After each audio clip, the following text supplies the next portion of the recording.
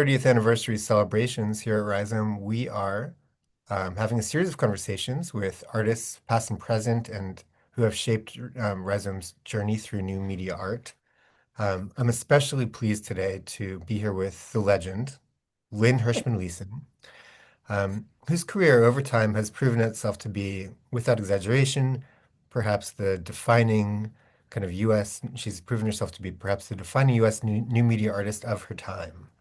We're going to be hearing today about 5 generations of work that span film, net art, interactive laserdisc, sculpture, software, and video.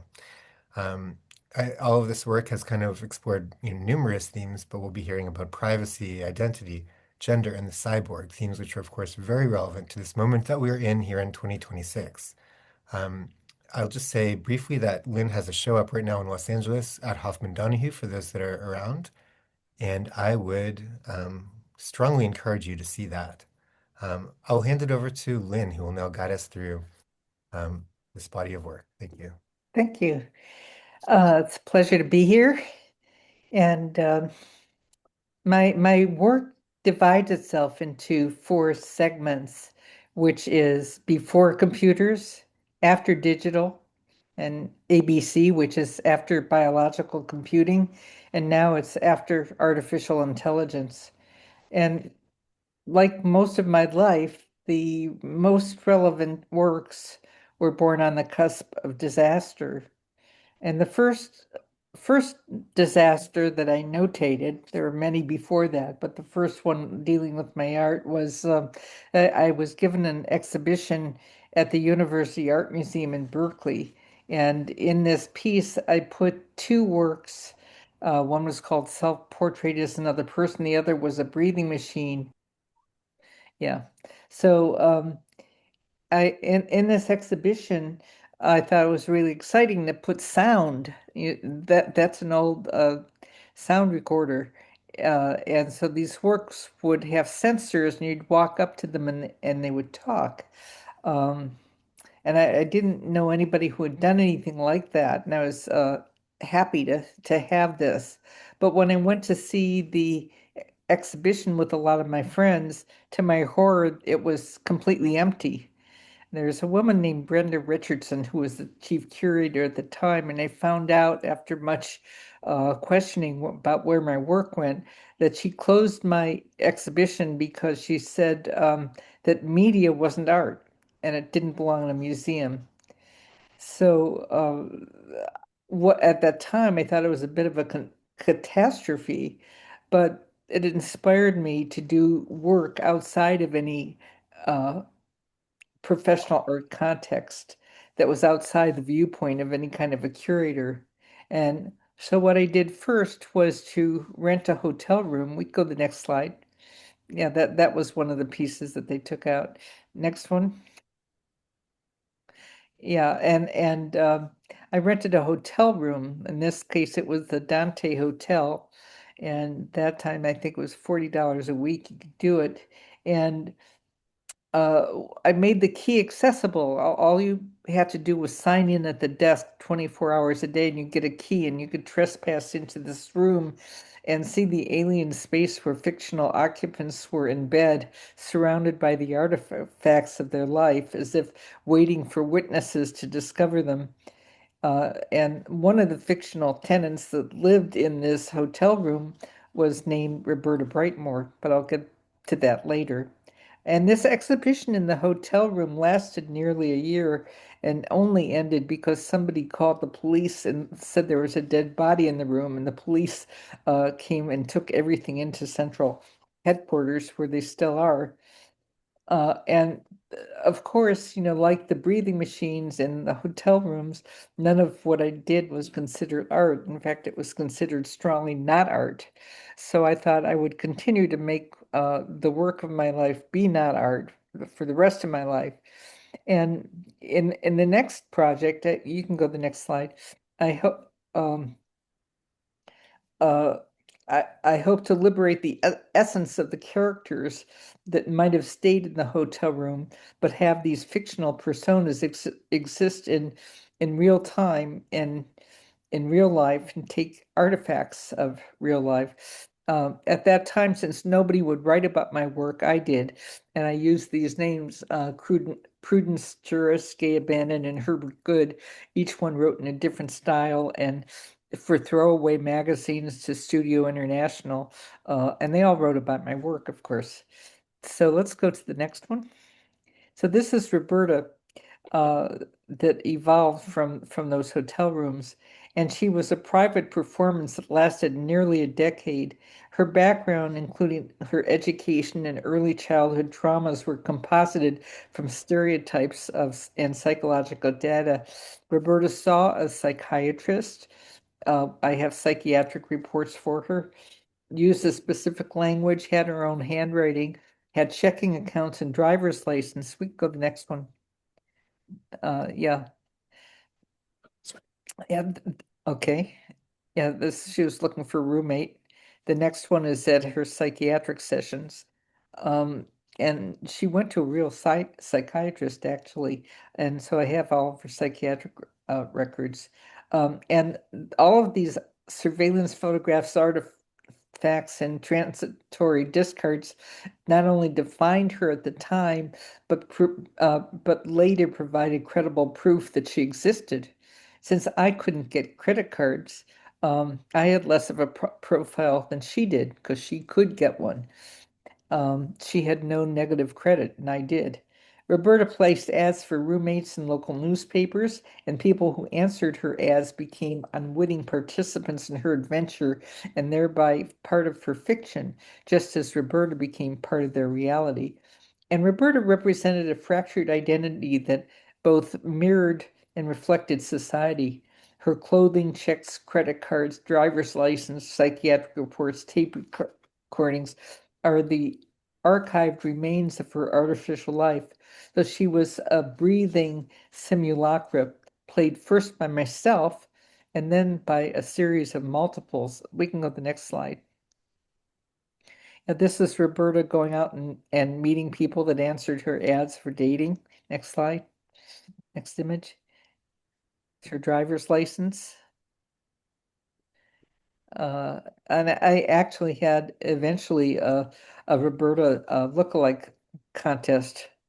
Um, uh, she existed in real life in real time for a decade, and her uh, her manipulated reality became a model for private performance systems of interactive performances. And instead of recording her activities on software or disk, her histories were stored on photographs and text that could be viewed in any order without any predetermined sequence. And this incited viewers to become voyeurs just by looking at her history. At the same time as Roberta was having her adventures, I started to write art criticism. This is Roberta's exorcism, by the way, and that took place in the Lucretia Borgia's crypt. Next. Uh, so I started to write criticism right after that, and it was I used different fictional names like Prudence Juris, Herbert Good, and Gay Abandon, and these were published internationally in magazines like Studio International, as well as throwaway newsletters. And these critics often fought with each other and argued about what they were saying, and most of them mentioned the work of Lynn Hershman. And I showed the articles I was writing to galleries who were impressed that a woman was getting so much attention. And that's how I got my first exhibitions. And one could say, well, this wasn't really ethical, but neither was it at that time to be part of a deeply ingrained omission of women from any art context. So the works gave my work. I mean, the writing gave my work credibility, and they were the only printed record of my work in that era. We can go on a little bit. Yeah, these are some of the articles. So after Roberta's transformation, uh, uh, well, this is the floating museum. And the floating museum was a way of having a museum that didn't existed beyond walls. And I would invite people to do works in public spaces. Um, Next one. Yeah, and one of them was Jerry Rubin, who did a number of performances for it. Next one. So Lorna was an interactive video disc, and unlike Roberta, whose adventures took place directly in the environment, uh, hers were accessed by the disc. And Lorna was a middle-aged agoraphobic who was afraid to leave her tiny apartment. And the premise was that the more she stayed at home and watched television, the more fearful she became, because she would absorb the frightening messages of advertising and news broadcasts. Every object in Lorna's room is numbered and becomes a chapter in her life. And when you sit there with the Lorna video disc, which is numbered, you can click on the chapters and which open into branching sequences that allow viewers to access information about Lorna's past, future, and personal conflicts. And so the viewer is given the same remote as Lorna used, so that kind of established a metaphoric link between a point of identification between the viewer and Lorna. And there's three separate endings to the disc, and the plot has multiple variations that include being caught in repeating dream sequences, using multiple soundtracks, and sequences that could be seen backwards, forwards, or at increased or decreased speeds. There's no hierarchy in the ordering of decisions. Lorna is literally captured by a mediated landscape of the 60s. Her passivity is presumably caused by being controlled by the media. The branching path is deconstructed. When it becomes deconstructed, the player becomes aware of the subtle and powerful effects caused by media. Rather than being remotely controlled, the decision unit is placed in their own hands. At the time, nobody would exhibit Lorna, and I was told it wasn't art. She was, this piece was first shown 52 years after I made it. You can go to the next slide. Yeah. Um, Myth America Corporation is something that I also was had started at that time, which was a way of having a format for showing a lot of work of other people. Let's go to the next one. Myth America is doing in this particular media outlaw guerrilla raid is the most important thing that can be done. We're all victimized by monolithic media, and any attempt on the part of the individual to co-opt some of the video electronic energy and individualize it, make it into something singularly ours, is a great step for human evolution, freedom, and I endorse Myth America all the way. Great. Okay, next one. Yeah, probably nobody knows who Timothy Leary is these days, but um, so when nobody would show Lorna or my breathing machines, I realized much later that there weren't a lot of media works that were created before them, so there's no language to put them into any context. After Lorna came a series of works where form and content commingled, like this one, Deep Contact, where you touch the screen uh, and you can navigate the narrative by touching this guide, Marion, on any part of her body, and the adventures develop depending on where she's touched. Next. America's Finest. This is an interactive M16 rifle that initiates action directly when you pull the trigger itself, and it puts the participant inside the gun sight, and they see themselves in examples of how the M16 has existed in in his in history. Next one. this is a series called Phantom Limbs, and it's really the a combination of humans and systems of capturing uh, capturing them or capturing anything. And this is an ongoing performance or example of a series. Next. I started around that time to work with the idea of cyborgs and uh, using things that were part human and part machine.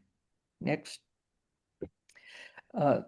This is a series I did two dolls, and one is because I started in 1994 to have the internet become part of the construction of all the works I was doing. And here you have Tilly, the telerobotic doll, and I call these, and Cyber Roberta, and I call these two the Dolly clones. And the dolls have adventures both in the physical space as well as the internet. Tilly's face links people to each other because if you look, she looks uh, you can look through Tilly's eyes on the internet. So when people do that, they become voyeurs and part of the virtual cyborgs that are part human, part machine, and trespass onto the networks. And I call their eyes icons. Viewers literally use the doll's eyes, which exist as quick cams, as a vehicle for extending their own vision. And you press them on the internet, the doll's head could turn 180 degrees. The left eye sees in color and records what it's seeing on a monitor when you're in the physical space, and the right eye is connected to the internet and refreshes every 30 seconds.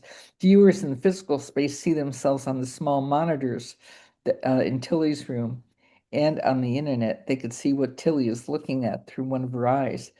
I think one of the most subversive elements of new technology is that it forces real life to transgress space and enter an artificially based environment, diabolically transfiguring the participant, who not only simultaneously becomes artificial through the process, but can often only be recognized when they're electronically disguised.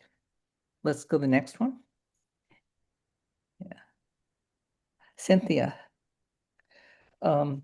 Databases and code are the spine of an evolving cyborgian posture in which identity is provisional and systems of capture, surveillance, and voyeurism are the techniques subject in social medium. The term cyborg was first coined in 1960 when two scientists, Manfred Klein and Nathan Klein, noticed something that they could not recognize that was appearing in the lens of their microscope, and they named it this thing. In an article called Cyborgs in Space. And lens technologies brought into sharper focus what they were calling a cyborgian thing. So Cynthia's behaviors are shaped by the shifts of the stock market. She's live and exists in real time, 24 hours, 7 days a week, using 5 different market scores. So when the market goes up, she dances or shops. When it slides down, she drinks or becomes despondent. So who she is and what her behavior is depends upon what the stock market is. Let's go to the next one. The internet's first language was written by Ada Lovelace. In 1993, I invented a process called virtual sets to tell her story and created this to avoid using real sets. Let's go to the next one. Here's America's Finest. If you want to go back to that one, America's Finest. Yeah, you go there and pull the trigger, and when you do, you're put inside of what you're looking at and what's being shot. Next one. I started in 1986 to do a series of diaries. They're still ongoing, so it doesn't end in 2019 because they're continuing, but they're stories really about my life and things that I've become interested in and how they're changing, how things change, and they're about aging, and they show me age from 86 to the present. These are photographs of, where are you going? If you go back a little bit. Yeah. Okay, next. Yeah, this is Cynthia Stockticker. And I started to make films around that time and was really the first one that made virtual sets because I couldn't afford to build them. So I made a film called Conceiving Ada with Tilda Swinton. We made it in 4 days, and the way we made it was by shooting it against the blue screen and adding all of the images later. I would go to bed and breakfast and shoot these backgrounds that we would put in as we edited. And I was able to make this film in, as I said, in 4 days to shoot it and 1 day to edit it. Next. This is how we made the virtual sets. Technolust is a film where Tilda plays 4 parts. This is Agent Ruby, and the conceptual breeding of Agent Ruby in 1997 was one of the first live chatbots and the first web project collected by a museum. And she's part of the San Francisco Museum of Art's collection and remains the most visited artwork that they have. And in fact, Agent Ruby, you can go and talk to her at agentruby.net, and she's accumulated 80 tons of responses of people conversing with her. After Ruby, other artificial intelligence bots came to life, like we can go to the next one, Dina. Dina speaks various languages, and Dina has voice recognition, real-time animation, voice synthesis, and that's based on and her responses are based on web traffic. I started at this time to also make films. Let's keep going. And one of them was called Women Art Revolution, which I just started shooting in 1968 because they felt what was going on was important. But eventually, after 43 years, I completed the films with interviews of 65 women over 3 decades and 12,000 hours of footage. And this also, all of that material now is online at Stanford, but the film exists and tells the story of women's history in the United States. Go back and go to the next one. So Cyborgian mythology was reborn when I realized that living cells were being placed in 3D printers, and that they were being placed within ink cartridges, which are the same ones used in photo printing. And these 3D printouts of pulsating synthetic organs were designed to be transplanted into actual bodies. And this method of replication extends the life of biological systems while posing a lethal threat to what was formerly called as nature. In the future, materials used to create DNA will be increasingly distributed and hybridized, and the implication that's going on now in this research includes not only the creation of a sustainable planet of hybrid life, but new species that could survive an anticipated extinction. Let's go to the next.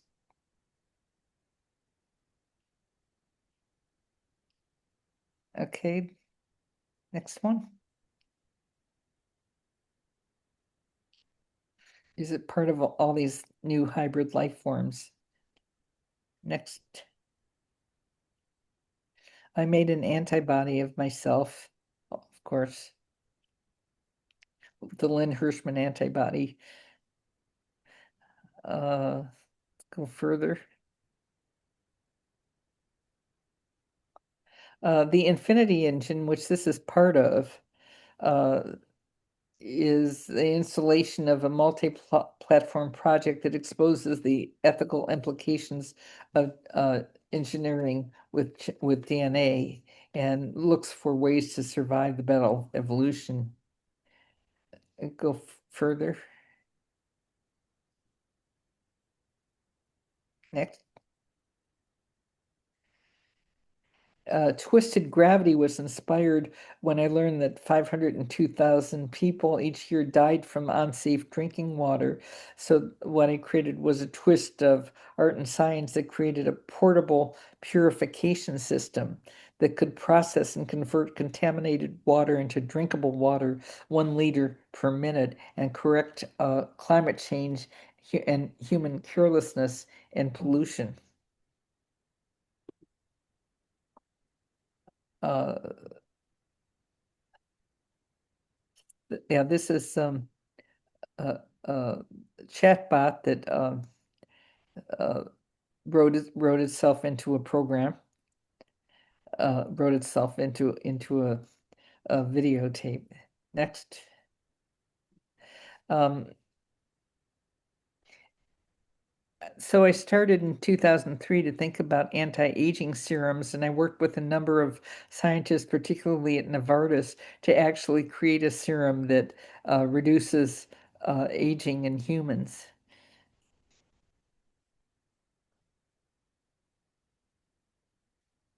So I think back about if I hadn't been rejected by the museum in Berkeley 50 years ago, I wouldn't have continued to make this kind of art. And I might have been making art that fit into a prescribed system instead of inventing new ways to make work that deal with the present. I wrote a book about my unknown history. It's called Private Eye. And I think dreaming about what doesn't exist is vital to our security and our shifting reality. And there's two tenets that have guided me over the years, which are keep your sense of humor and don't throw anything away. Okay. All right. Fantastic, Lynn. Thanks so much. I'm sorry. I feel like we didn't see, like we'd made changes to the presentation, which didn't make it for some reason, but look, this is really fantastic. Okay. Um, so the way that we do it, maybe Michael will start us off with one question, but if you have questions, put them in the chat, and it would actually be fantastic if you want to ask them yourself. So I can actually call on you, and you can ask Lynn directly what you're thinking. But Michael, why don't you kick it off?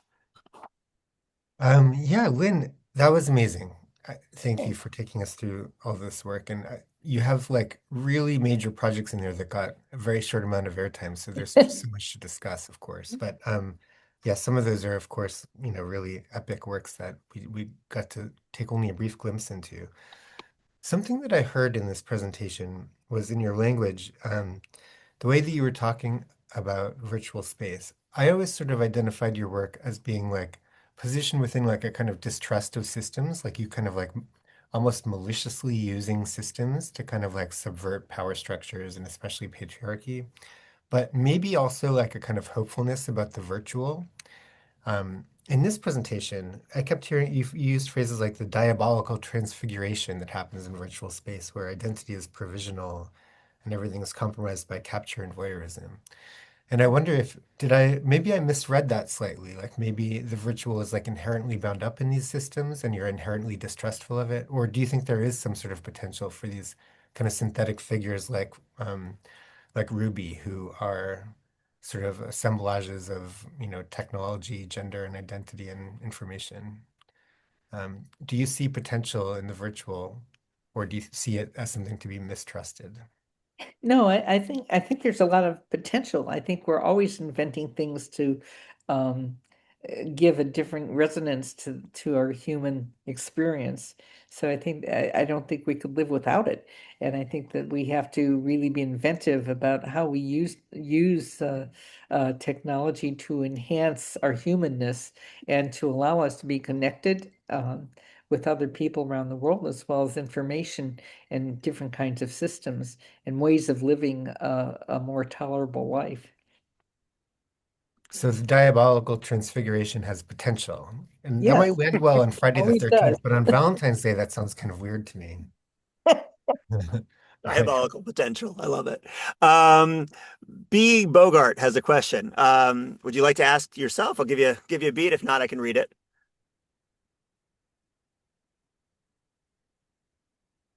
I always let people fumble for their mute button. Okay, I will ask. Um, you're welcome to jump in and cut me off. How do you wait, Sheila? Okay. How do you deal with the dominant myths around AI? AI is independent, autonomous. AI is verbatim copy machine, database, plagiarism machine. AI is not dependent on surveillance, capitalism, etc. in public discourse. So how do you Well, deal with the dominant myths around AI in public discourse? Well, whenever there's a new system that comes into our consciousness, um, people are suspicious of it, like Word and you just have to keep reinvigorating the positive elements that of what this is bringing to humanity that didn't exist before. I think people distrust anything that's new, but it's inevitable that we need it in order to continue with with growing ourselves into a different set of potentials that incorporate technology as part of living. Fantastic. All right. Olga, you had a question. Yeah. Um, Thank you so much for the beautiful presentation. I feel like my jaw dropped throughout the whole thing, and I'm lucky enough to have seen some of your work in person when you've exhibited at the New Museum, I believe, a few years ago. And yeah, highly recommend for those who haven't seen your work in person as well. This is a related question to BB's. You've consistently engaged with emerging technologies in your work, and would you continue to work with AI systems knowing that anything you produce with them might be absorbed back into their training data? Well, that's fine. I mean, that's the whole point, is that that what you make does get reabsorbed into the context of possibilities. So, there's no ownership of it. Mm. There's ownership of the invention of it, but not once it's invented. And then how do you, I guess, as an artist, like how do you ensure that the work remains your own in that case?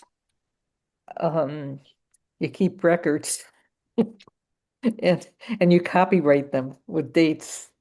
So, because a lot of my things were not recognized as mine because they got out into the world and other people took credit for it.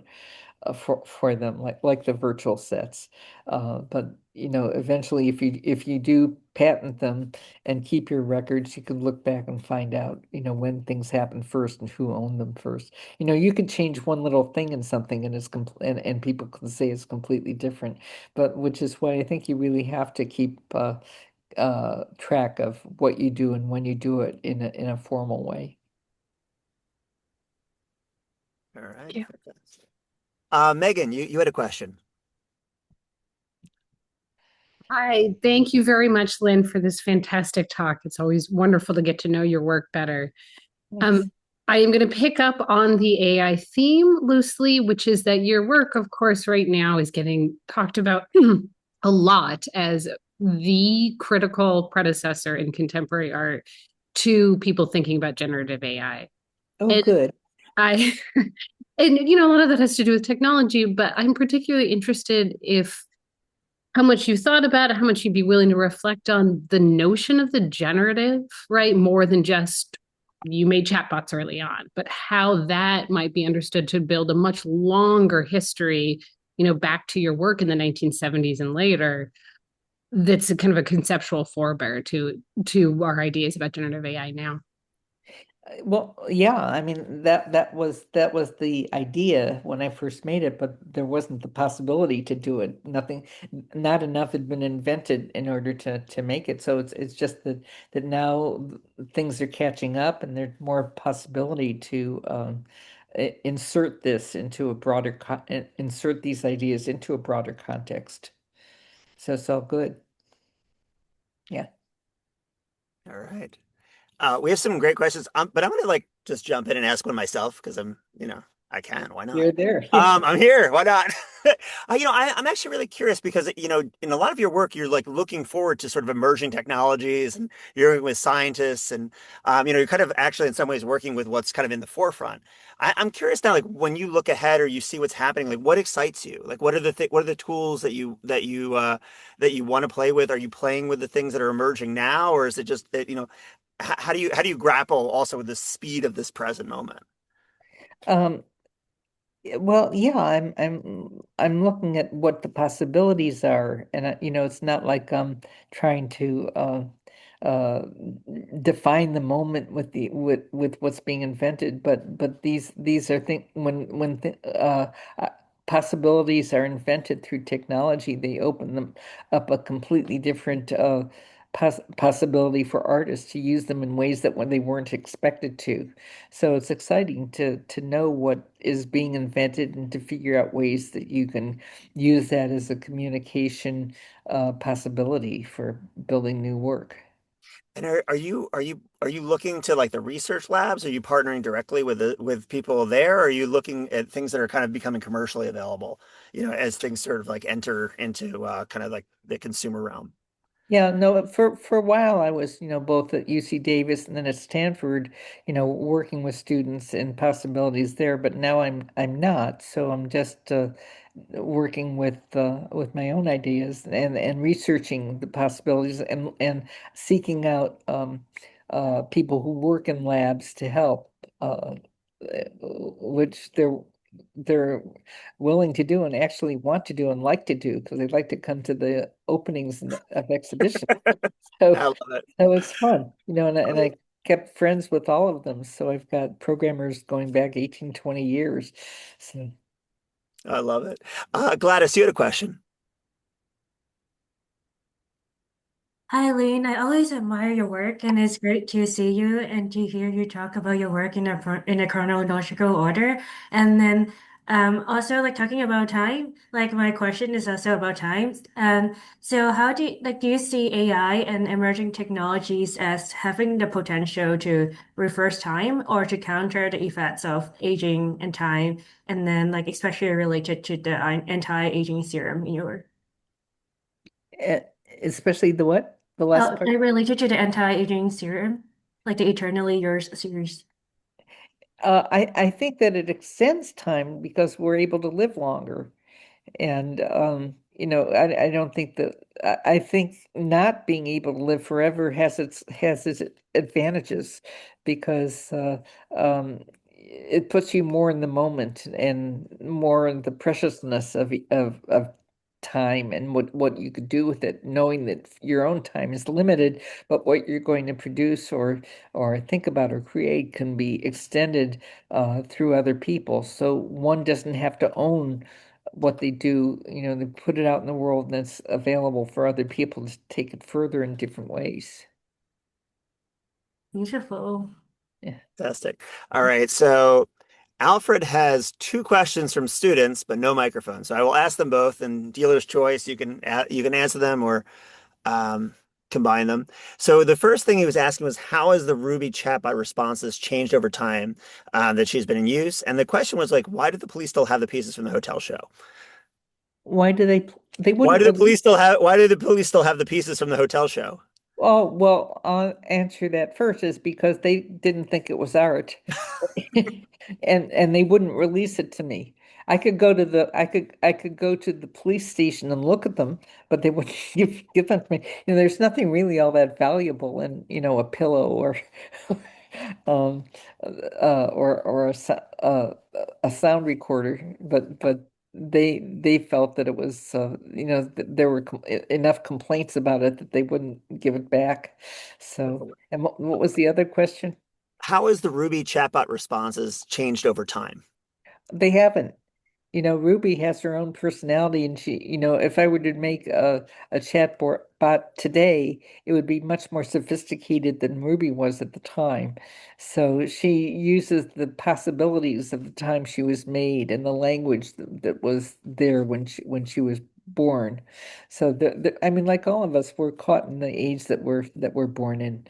So, Can I so ask a follow-up, Lynn? Have the questions people ask Ruby changed over time? Because I know you have insight into those. Um, Do people interact with her differently as technology has changed? yeah, because I think at first it was hard to get anybody to talk to her. They didn't understand that it was part of the artwork to be interactive or to talk, but now it's part of what we do. So it's become uh, different, more expanded possibilities for conversations. Fantastic. Rora, you had a question. Hi. Lynn, we met briefly at California College of the Arts when you were showing Women Art Revolution, first of all, and just RIP California College of the Arts.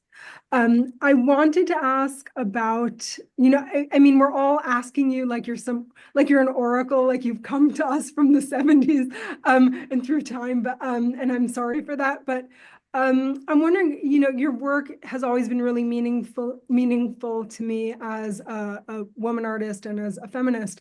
And I'm wondering about shifts in your work, receptions of your work, or your thoughts about feminism and its representation in the arts over time. It has, I think there's still not an equality in how women are perceived. Or how many are shown, or I mean, people do keep percentages now, which they didn't in the past, but there's still that very dynamic prejudice against acceptance of women and the potential of the work, rather than it being kind of downgraded as being, well, it's by a woman. So I think as women become more active in the art world and engaged as curators and writers and critics, that this is going to change, but it's going slow, and it's not going fast enough, but it will.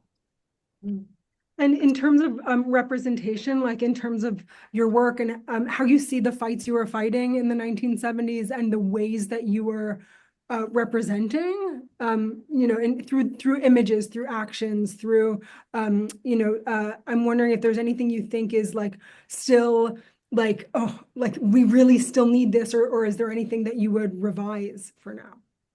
No, I think that we still need to uh, make people aware of what the discrimination is. Most times they're not even aware of it, and really analyze how things are looked at, how they're shown, where they're shown, how people write about it, where they write about it, and not accept those kind of lesser positions based on gender. Call them out and make people aware of it. Yeah. Thank you. Fantastic. Sound had a question. Hi, thank you so much for the presentation and all the questions that have been asked thus far, and also to the facilitators moderating this. It's been really great.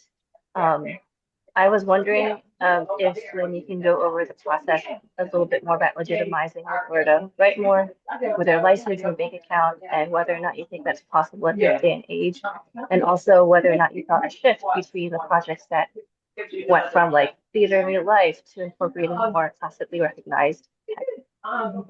No, not. Oh, so you actually have a lot of background noise. Yeah, you want to say that? Oh, it's okay. I can let me read it actually. I think Okay. curiously your sound's not very good. Can you go over the process of legitimizing Roberta Brightmore with her license and bank account, and is that possible at this day and age? Sure.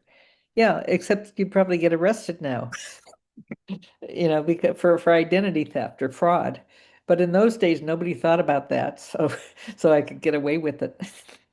And also, computers were not as accessible, so people didn't know about it. But you can do a lot more now. And so, would you like to ask the second part of your question? Yeah, I hope to sound better now. I'm so sorry for the inconsistency between my name and the quality of the sound. Then did you feel a shift um between that project that seemed to me more like theater in real life? Did you feel that shift at all between that type of art and between projects that incorporated more classically recognized tech?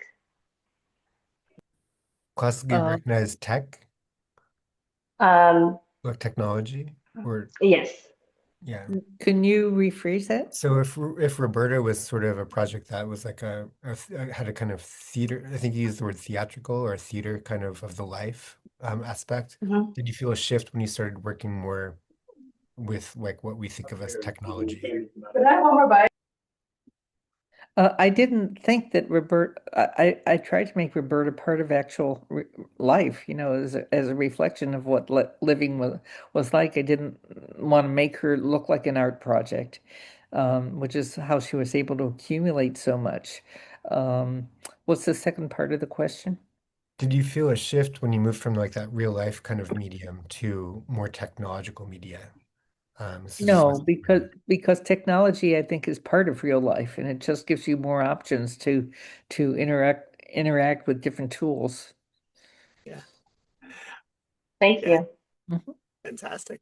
Yeah, I mean, I know that people have said that it was like one of the original deep fakes, it sounds like, it's very like very It prescient. was. Actually, I think it'd be fun to do something like that. I'm sure something like that's being done in very nefarious ways right now, but maybe not in the art world. Um, Tess, you had a question.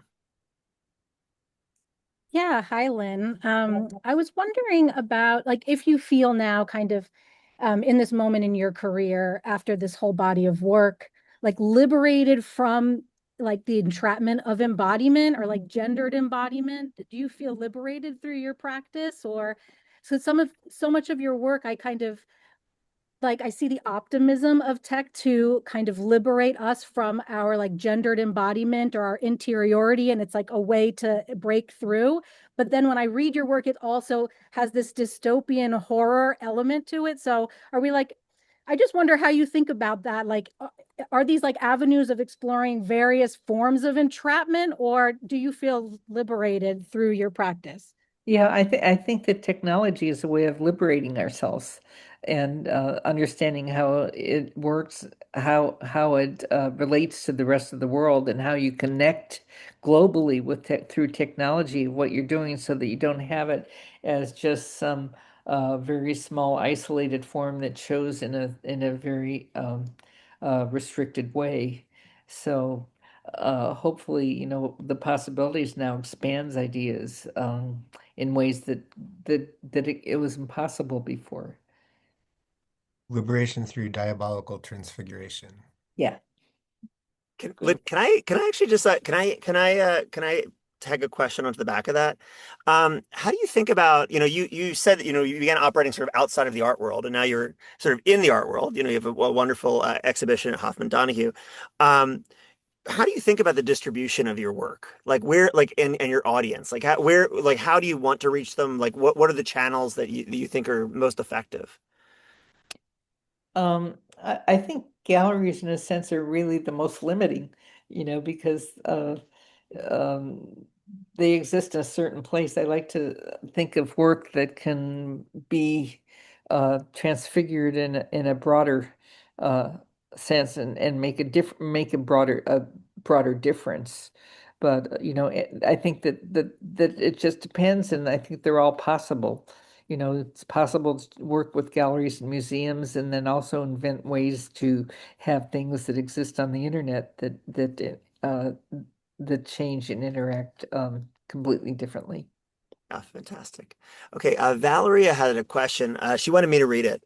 In one of your essays, you wrote that your path to interactive works did not begin with a video, but with performance. Can you extend on how do you see performance now and whether interactivity has returned as prominent into your work since then? Um, I don't think about it, Great. but in a way, the system of closure invited ways to invent possibilities for work that would exist despite that. And Mm, that now I think there's much more openness to what one can do and the places they could do. You don't need the systems that were closed before. Now that they're too limiting. So there's many other ways of creating work that reaches people and changes ideas. fantastic. Sophia, oh, Please go ahead. I can jump in through. Okay, Sophia Topi wanted me to ask this question as well. As someone who has worked with the film medium, okay, as someone who has worked with the film as a medium for decades, how do you see the power of audiovisual work and filmmaking evolving in relation to how audiences can view and perceive stories and ideas? Well, you could reach a lot of people with films. I mean, if you have a proper distributor, you could reach millions of people. But artwork, arts in gallery or museums rarely does that. It's much more limiting. So, there's a possibility through media and work of video and film to have a broader impact and audience. Fantastic. All right. Well, we're almost at time, but Michael, do you have a final question or a thought that can kind of bring us home? Um, yeah, it's hard to synthesize, really. We've covered so much ground today, Lynn. Good. I mean, um, I've just been enjoying seeing everyone's responses to your work because yeah, I was just thinking about how I think we met 20 years ago and I couldn't you did that show with Henry Art Gallery, do you remember? Was it Henry or Dana Art Gallery? What is it called? And I thought like how is this body of work already so expansive, dealing with new technologies at this time when it sort of felt like new media was still new, I guess. Like I was still dealing with the with the like 90s era people that were like, oh, we invented new media, now it's over. And so you came along and I was like, this is amazing. Like this person's been doing this forever. Um and it's just, incredible to have watched it continue to unfold since then. So yeah, I guess just thank you to you, but thanks to everyone that came and shared, your responses and perspectives. All right, Michael, I'm going to throw one more thing in there. Lynn, how can people support you? How can they support your work? We had an image of your book in the last slide, which somehow I managed not to be able to show. But you have a book that's available on Amazon. You have an exhibition. What are the ways that people can engage with you, support you, and or even just sort of live your legacy? Yeah, well, you could order the book because the book has a lot of projects that nobody has ever shown or talked about. That's why I wrote the book, because I figured if I wanted to have a history, I'm the only one that knows these things went on. Because as they say, so much of my life was considered what I did was considered not art or not important or disposable. So, and that was the genesis for why the book became a reality. So, if people want to go online and see the work, go to museums or galleries that are showing it and see it, that would be great. Fantastic. All right, Michael, who do we have up next week? What are we doing? Next week we have Chia Amisola, skipping generations. She's working with interested in Filipino internet and the archive and questions of performativity in the web. Really exciting work that will be co-hosted next week, I believe, by Bree Griffin because I'm taking the day off Wonderful. after my whirlwind trip to Tokyo. I will send the link to the book to everyone as a follow-up. Lynn, thank you so much for doing this. I found this incredibly inspiring. Michael, thank you always for co-hosting. Thank you everybody for being here. Lynn, sign us off today. I'll sign you on. Fantastic. All right. Well, thank you everybody. Hope to see you next week. Have a wonderful weekend. Happy Valentine's Day. All right. Enjoy Tokyo, Michael. Happy Friday. All right. See you, Brent. Thanks again, Lynn. Bye.